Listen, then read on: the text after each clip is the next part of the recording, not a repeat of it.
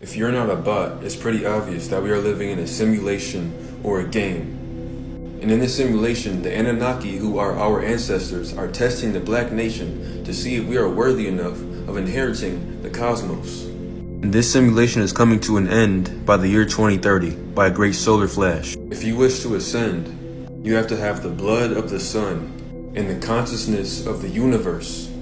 Black people already have the blood of the sun because we are composed of carbon-12, which is neuromelanin. That's the same stuff that makes the sun. So by you already being a carbonated being, not a carbon-based being in which the four light races are composed of, you already meet the first requirement. The blood of the sun also gives you annunaki genetics, which means you have DEA, deoxyetheric acid.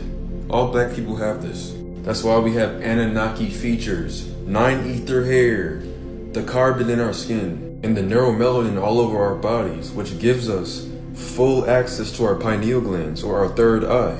And on your spiritual journey, once you fully unlock the third eye and master it, you can then ascend to Christ consciousness. But before you ascend to Christ consciousness, you're going to have to face the 72 demons of Solomon. And Solomon is not a real person. Solomon is esoteric symbolism of the soul of man, the 72 chakra points in the soul of man, because your pineal gland is the gate to your soul. So once you face your inner demons, you can then ascend to Christ consciousness. But if you lack neuromelanin, these 72 demons, which comes in the form of a black hole, are going to eat you from the inside out. All non-black people that have tried to achieve Christ consciousness have either went insane or died. That is because the four light races, which are carbon-based beings, are only capable of learning 33 degrees of knowledge because they're not 9 ether beings. But because we have neuromelanin, we are capable of overcoming the 72 demons of Croatia, which is the great test for 9 ether beings on this dimension, which allows us to have 360 degrees of knowledge. We're originally supposed to have 720 degrees of knowledge, but no black person in this realm is capable of doing that.